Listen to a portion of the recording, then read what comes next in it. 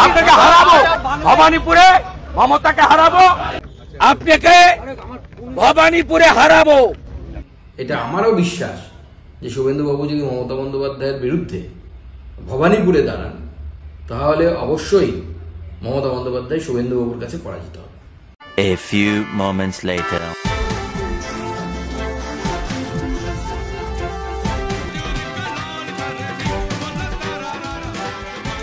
হায় রাব্বা, হায় রাব্বা, হায় রাব্বা। প্রথমে দুটো ডান্ডা ঠোকাঠকি করে ডান্ডিয়া নাচলেন, আর তারপরে একেবারে পাঞ্জাবি ভাংড়া হচ্ছে না কি বলুন তো? এই বাংলা পক্ষটা কোথায়? গর্গ কোথায় সে? দোলের দিনে, দোলের আগে কোথায় একেবারে সেই শান্তিনিকেতনের স্টাইলে, রবীন্দ্র সঙ্গীতের স্টাইলে কোথায় খোলদার খোল এইসব নাচবেন তা নয়, একেবারে গরবা আর ভাংড়া। এটা আমরা একেবারেই সহ্য করছি না। বহিরাগত নাচা গানা কেন হবে বলুন তো আমাদের এখানে? বাংলা পক্ষের গর্গকে খুঁজে বার করতে হবে। রাজ্যের মুখ্যমন্ত্রী খোলদার খোল এইসব গানে না নেচে কেন পাঞ্জাবিতে এবং বিহারিদের সঙ্গে নাচা গানা করবেন? ভোট বড় বালাই, এবং এর জন্য দুজন দায়ী। ভবানীপুর এফেক্ট ধরে গেছে মমতা বন্দ্যোপাধ্যায়ের মধ্যে, হারার ভয় ঢুকে গেছে, এবং দুজন নেতা, রাজ্যের বিরোধী দলনেতা শুভেন্দু অধিকারী এবং বঙ্গ বিজেপির সভাপতি, কেন্দ্রীয় প্রতিমন্ত্রী, দুটো দপ্তরের প্রতিমন্ত্রী সুকান্ত মজুমদার কিন্তু এই জন্য দায়ী। একজন 70 বছর বয়সী মহিলাকে এইভাবে 1 বছর আগে ভবানীপুরের মাটিতে ভোটে হারাবার ভয় দেখিয়ে তার মধ্যে একটা প্যানিক সৃষ্টি করা, ভবানীপুর এফেক্ট তৈরি করা, এটা কিন্তু একেবারেই উচিত নয়। একজন 70 বছর বয়সী মহিলাকে, বাংলার মুখ্যমন্ত্রী যিনি, তার মধ্যে এরকম ভবানীপুর এফেক্ট ধরিয়ে দেওয়া উচিত হচ্ছে না। ভবানীপুর এফেক্ট কি সেটা সবটা দেখাবো আপনাদের। এই প্রতিবেদন শেষ অবধি দেখুন। আমি মানব, দ্য নিউজ বাংলায় আপনাদের স্বাগত জানাচ্ছি। রাজ্যের বিরোধী দলনেতা শুভেন্দু অধিকারী কি শুরু করেছেন বলুন তো? 1 মাস ধরে চিৎকার করে যাচ্ছেন ভবানীপুরে মমতা বন্দ্যোপাধ্যায়কে হারাবো। নন্দীগ্রামে হারিয়েছি 1956, ভবানীপুরে এবার হারাবো। শুভেন্দু অধিকারী গত 1 মাস ধরে চিৎকার করে যাচ্ছেন। গত 2-3 দিনে তো আমি প্রতিদিনই বলতে শুনছি ভবানীপুরে মমতা বন্দ্যোপাধ্যায়কে হারাবো। আপনারা পেছনের স্ক্রিনে দেখছেন, তাই নতুন করে আর শোনাচ্ছি না। শুভেন্দু অধিকারী নন্দীগ্রামে মমতা বন্দ্যোপাধ্যায় একেবারে চ্যালেঞ্জ করে শুভেন্দু অধিকারীকে হারাতে গিয়েছিলেন, হেরে বাড়ি চলে এসেছেন। পরবর্তীকালে আপনারা জানেন ভবানীপুরের উপনির্বাচনে তিনি জিতে রাজ্যের মুখ্যমন্ত্রী হয়েছিলেন। এবার আবার শুভেন্দু অধিকারীর সেই মতামতকে স্বীকৃতি দিয়ে রাজ্য বিজেপির সভাপতি, কেন্দ্র দুটো দপ্তরের প্রতিমন্ত্রী সুকান্ত মজুমদার পরিষ্কার বলছেন, আমার ভরসা আছে শুভেন্দু অধিকারী ভবানীপুরে দাঁড়ালে তিনিই জিতবেন, মমতা বন্দ্যোপাধ্যায় হারবেন।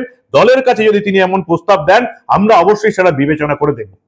বোমা ফাটিয়ে দিয়েছেন শুভেন্দু অধিকারী, বড় ভরসা সুকান্ত মজুমদারের। ঠিক কি বললেন সুকান্ত মজুমদার, পুরোটা আরো একবার ছোট্ট করে একবার শুনে নিন। শুভেন্দু অধিকারী বলেছেন যে নন্দীগ্রাম মডেল আবার পুনরাবৃত্তি হবে, 2026-এর নির্বাচনে হারবে। এবার কি তাহলে ভবানীপুরে পুনরাবৃত্তি হতে চলেছে নন্দীগ্রাম? শুভেন্দু বাবু যদি ভবানীপুরে আমাদের কাছে প্রস্তাব দেন দলের কাছে যে মমতা বন্দ্যোপাধ্যায়ের বিরুদ্ধে দাঁড়াবেন উনি, আমরা অবশ্যই সেই প্রস্তাবকে সাদরে গ্রহণ করব। এবং এটা আমারও বিশ্বাস যে শুভেন্দু বাবু যদি মমতা বন্দ্যোপাধ্যায়ের বিরুদ্ধে ভবানীপুরে দাঁড়ান তাহলে অবশ্যই মমতা বন্দ্যোপাধ্যায় শুভেন্দুবাবুর কাছে পরাজিত হবে। সুকান্ত মজুমদার বলছেন যে শুভেন্দুবাবু যদি ভবানীপুরে দাঁড়িয়ে মমতা বন্দ্যোপাধ্যায়ের বিরুদ্ধে লড়ার প্রস্তাব দেন তাহলে আমরা সেটা সাদরে গ্রহণ করব। মমতা বন্দ্যোপাধ্যায় হারবেন শুভেন্দুবাবুর কাছে, এটা সুকান্ত মজুমদারের দৃঢ় বিশ্বাস। এর এফেক্টটা কি হচ্ছে বলুন তো? এই যে শুভেন্দু অধিকারী বলছেন ভবানীপুরে হারাবো, ভবানীপুরে হারাবো, সুকান্ত মজুমদার বলছেন হ্যাঁ ভবানীপুরে শুভেন্দুবাবু হারাবেন, এর এফেক্টটা কিন্তু মারাত্মক হচ্ছে। আগে দেখে নি, এফেক্ট তো আপনাদের দেখাবো। তার আগে দেখে নি যে ভবানীপুরে শুভেন্দু অধিকারী জিতবেন এটা কেন বলছেন। আমরা জানি যে 2021-এর উপনির্বাচনেও এই ভবানীপুরে মমতা বন্দ্যোপাধ্যায় জিতেছিলেন রেকর্ড মার্জিনে, 58,835 ভোটে জিতেছিলেন। 5 বছর আগে যিনি 58,835 ভোটে জিতেছেন তাকে হারানো এত সোজা? কিন্তু দেখা যাচ্ছে যে লোকসভা ভোটে কিন্তু ভবানীপুরের এই 8টা ওয়ার্ডের মধ্যে প্রায় 5টা ওয়ার্ডে এগিয়ে ছিল বিজেপি, 3টে ওয়ার্ডে এগিয়ে ছিল তৃণমূল, একটা ওয়ার্ডে জিতে এই খেল খতম করেছিল তৃণমূল কংগ্রেস।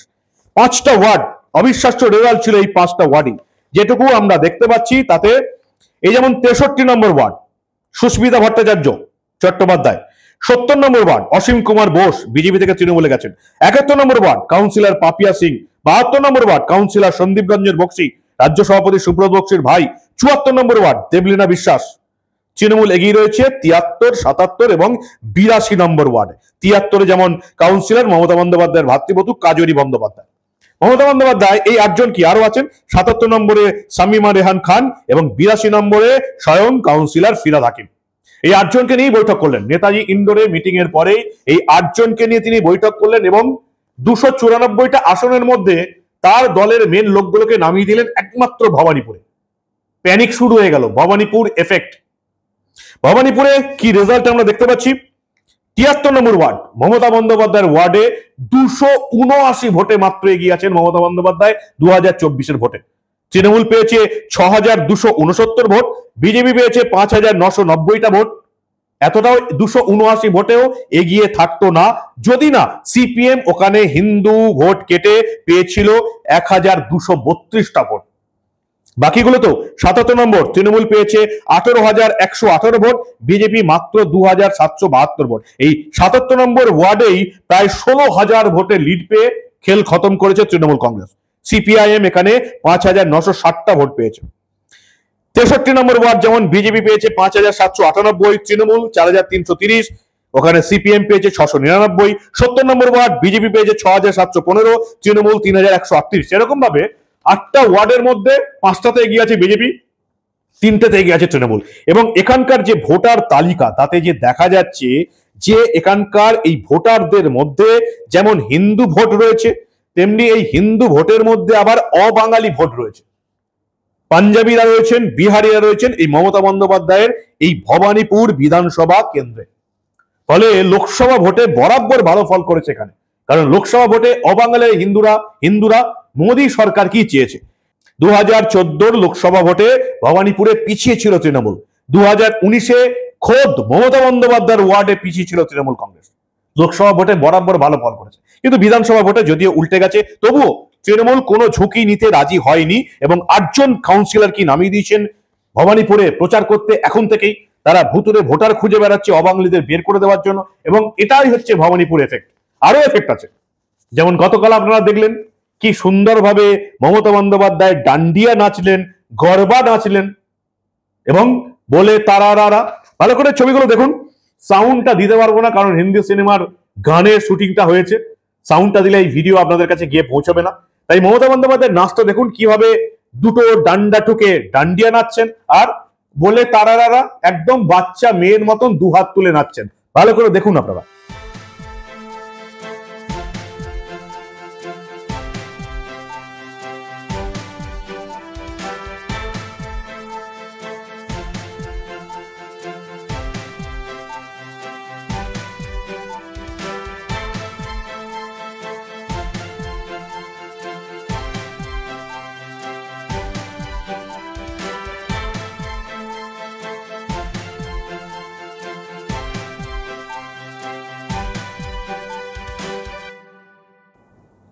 দুটো ডান্ডা ঠুকে ডান্ডিয়া নাচছেন রাজ্যের মুখ্যমন্ত্রী মমতা বন্দ্যোপাধ্যায়, দুহাত তুলে ভাংড়া নাচছেন মমতা বন্দ্যোপাধ্যায়। বলো তারারা, কি হলো ভাবুন একবার।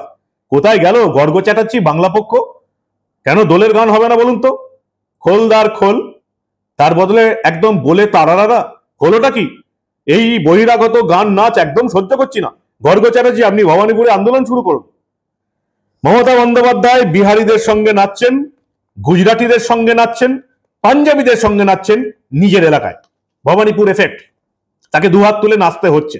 কারণ বলছে ভবানীপুর বিধানসভা কেন্দ্র, এখানে 76% হিন্দু ভোট, মাত্র ওই 22 থেকে 24% মুসলিম ভোট। এই 76% হিন্দু ভোটের মধ্যে আবার 42% বাঙালি হিন্দু ভোটার, 34% অবাঙালি হিন্দু ভোটার।